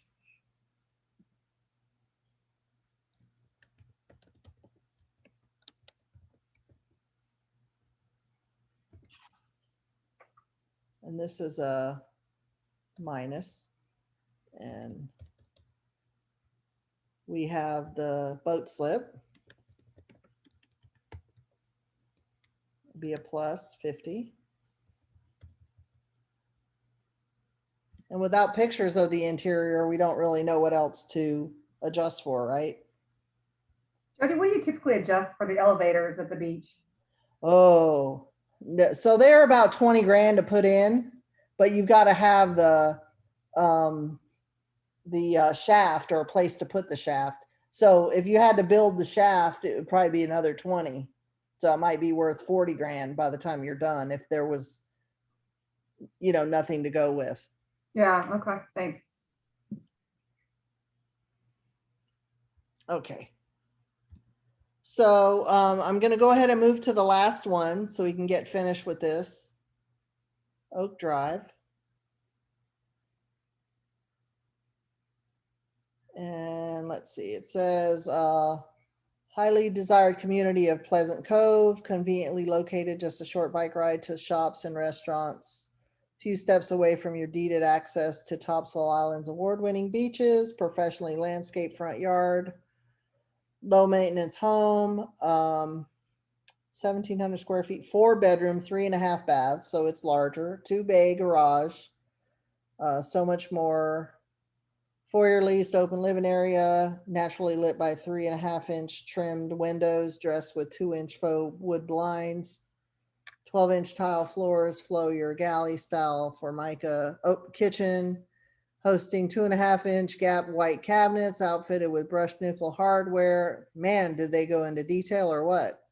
Offering an abundance of storage, dual basin sink with Moen faucet placed in your Formica countertops and 4-burner flat top Spectra stove. Holy crap.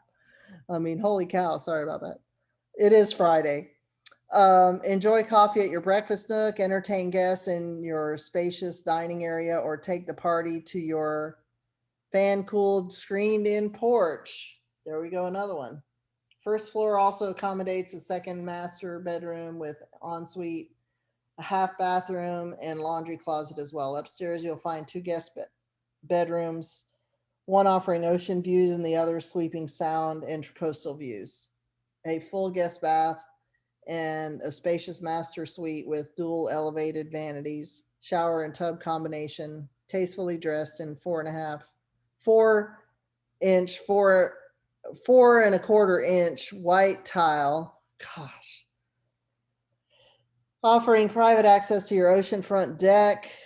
So this one's got some oceanfront as well. Double bay enclosed garage, additional lockout storage, provides access to through your glass panel 6-foot French door. Wet weather entry leads you to double bay enclosed garage with, oh, I'm reading double, sorry. Isolated backyard surrounded by mature live oaks and cedar trees. Hang out in the party pit or snuggle up by the fire pit on cooler nights while keeping an eye out for the herons and deer that often visit.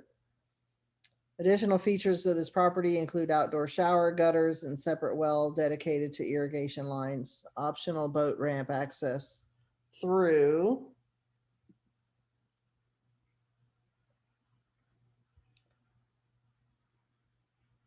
the neighborhood, Island Oaks, new roof in 2018, new HVAC units in 2019 and 2020, and much more. This home is being sold completely furnished and with only a few exceptions. Okay. How long So did let- it stay on the market? This one was on the market 4 days and closed. Yeah, And it sold for, it sold for 527, 550, and it was listed at 485. So Wow. they paid $42,550 more. Obviously, they were in multiple offers, right? Okay, let's take a look at photos real quick. So we know we have garage and a screen porch to make adjustment for. So this has tile. Kitchen is small. and it's not updated. Nope. There's your screen porch. Good size.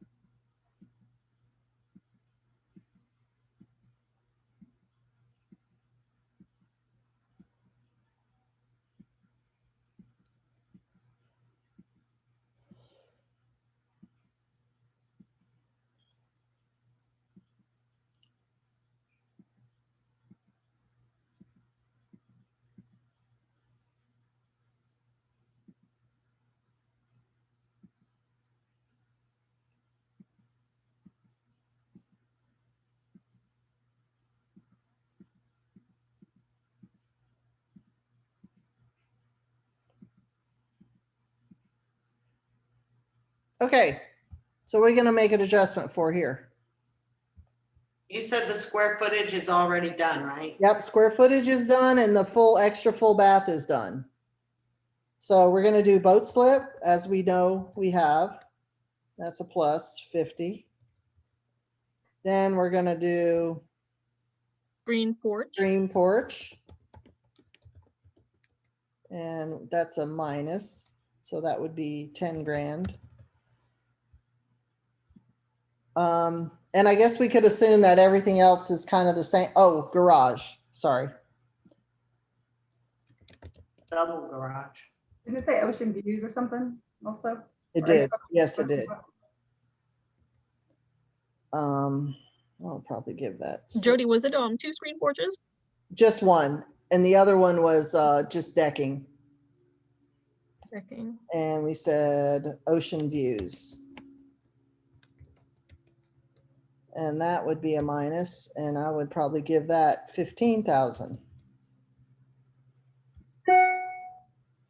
Okay, so we got all our comps done. Let's go to our summary page. And here it has a price analysis of our closed listings. We didn't have any that were not closed. So if we would have had any pending or active, they would have been in this same format with my price analysis, but it would have said summary of pending listings and then summary of active listings. So how do you go tell somebody that they're overpriced by $100,000? Well, I think you go first and you see what they have that they didn't tell you about in their flyer. And that could be part of your presentation, is to say, you're not fully marketing everything you have by just having this flyer. We're missing so much, not knowing what you have. Okay. Okay. Do a drive-by before I even reach out. Yeah. Do a drive-by, take a picture of the front so you can get it in your report. And you can always print this report and have it with you, but try not to see if you can get a second appointment to come back and bring a more updated report. Okay. Then you have your low, average, median, and high comps, and they're all closed. Then you have an overall market analysis without any adjustments that we made. And then I'm going to hit my next step. And my next step gives me a price. My recommended price is $559,928 based on the comps and the adjustments that we made. So you can manually change this, since $559,928 is an awkward number. You could say $559, right? Or you could say, you know what, in today's market, people are going to offer more than what you listed for. So let's go up to $599, right? And just see what we get. And then I'm going to hit next step. That might be a little more palatable, right? It's 100 grand less than 150 grand less. And then this is what's going to be included in your report. So it gives me the cover page, the map, the subject property description, a side-by-side comparison of all the listings, search parameters, my statistical summary with charts. I can change my color. So since it's beachy, let's see what we got for beachy. Tropical ocean, that looks good. And then an individual adjustment summary for each listing. So they'll see what kind of adjustments we made based on what we saw. And then instead of printing all listings, I'm only going to print those marked as a comp. So I'm only going to print those 5. And then from here, I can download the report. First, I want to view it, see how it looks. And again, this was a picture I had of another house, right? So the house of this one will be here on the front page. Here's my map. So most of the comps are closer to Surf City, the downtown area of Surf City. And then here is the subject. Here's a list of the addresses of the subject and then my comps that I used. Again, it gives me the details of the subject. And then it shows a side-by-side of the subject next to the comps that I pulled. So I have 3 here. And then if I go down, I'll have 2 more because I had a total of 5. And then this shows the list price, the original list price and the sold price, the number of days on market, the date sold, the number of bedrooms, bathrooms, heated square feet, the lot water features, driveway spaces, et cetera, et cetera. What the minuses and pluses are as you're showing them this? Yes. So So these were the adjustments I made, or that the system made a $15,000 adjustment because this one had an extra full bathroom. And so did this one. Okay. And then it made an adjustment for the boat slip here. Here's a graph of my sold list and adjusted prices. Here's another graph. Summary of closed listings. And again, if you had pending and active, it would have a separate category for each of those. The low, average, and median high comparisons. And then an overall market analysis that was not adjusted. So average days on market is 8. And you could ask them, how many days have you had this on the market? Well, if you look at the properties that have sold through the MLS, we have an average of 8 days. So if your house is on the market longer than that, it's very likely that it's overpriced. And that's exactly how you'd say it. Yep. And it's also maybe that you don't have the right marketing plan, and that's where I can help you. Jody, Yes. I know this is not part of the CMA, but to get your foot in the door, one of the scripts that comes to mind for me is, hey, we have a lot of buyers right now looking for Oh, I lost. inventory, and we just want to check out your space. And then at the end of it, you could offer like a free CMA. Sure. Sure. And that's kind of what we Do talked. you think that would work? Certainly, I mean, it would get you in the door, and that's what you're trying to do to begin Yeah. with, right? Well, because anybody who's had their house on the market more than 30 days, I would think in this market would have to be questioning why that's the case. Because they obviously think they're, you know, Exactly. flying off the market, so I should be able to get 700,000 for this.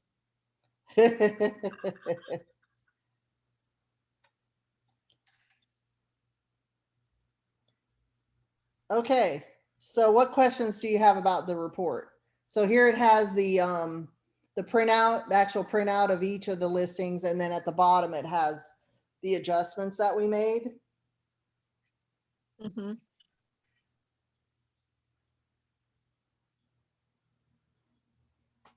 And then it goes through each one. And that's the end of the report. So if I go back to here, which is my original page of where I left the comps, I can save it from here. Oh, wait, let me move this. I can save it. And I usually name my CMA names after the address.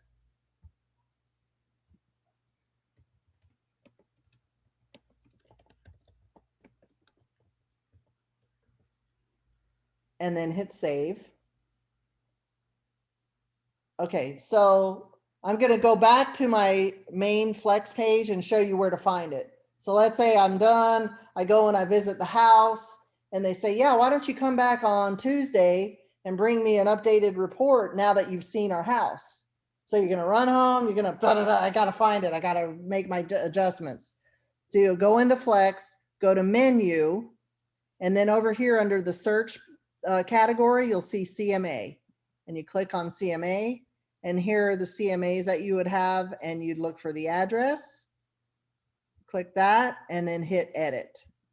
And it will take you right back in to be able to edit any of the adjustments, any of the summary, and anything that you would like to. Okay. You can also view it. You can download it as a PDF. And then you could email it to them. I wouldn't. I would take it personally because you want to get in front of them again, right? Or you can email it straight from here. So if you download it and print it, you've got a nice little Yep, exactly. something to hold on to when you're nervous. Yeah. Okay, so what questions do you have? I know that was a lot, and I know we're over time. Again, don't freak out. Just know that you're not going to be an expert the first time, and I'm happy to help you as you go through it. I'm going to email this to you. So your email is Flying Fox. Yes, ma'am. Oops.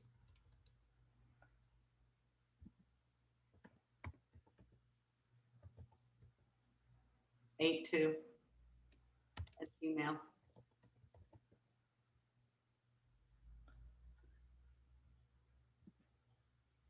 And there you go. Awesome. I think everyone else wanted I don't know if they wanted the Oh, whole yeah. copy. Does anybody else want a copy of the CMA that we did, or you just want the link to the training? I'd like a copy too, please, if you don't mind. Okay, I can do that. Thank you. Same here. Please, thank you.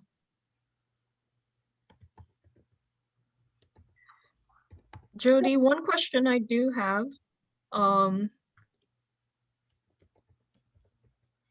About shortening the search for your comps, is just adding more tabs, do you think would be associated with the property? Say that again. So to shortening your search for your comps, just adding more tabs, You To mean more your subject? criteria? More criteria? Yeah, Yeah, yeah. you can do that. Sure, you can do that. Okay. What's your email address? It's steffieliz@hotmail.com. Okay, got it.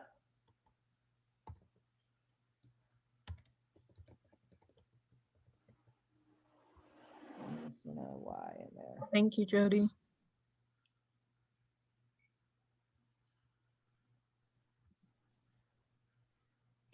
All right.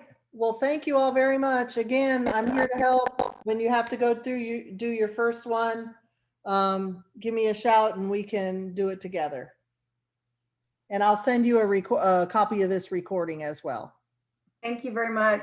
Okay, thank you. Thank you. Have a good weekend. You too. Thank you.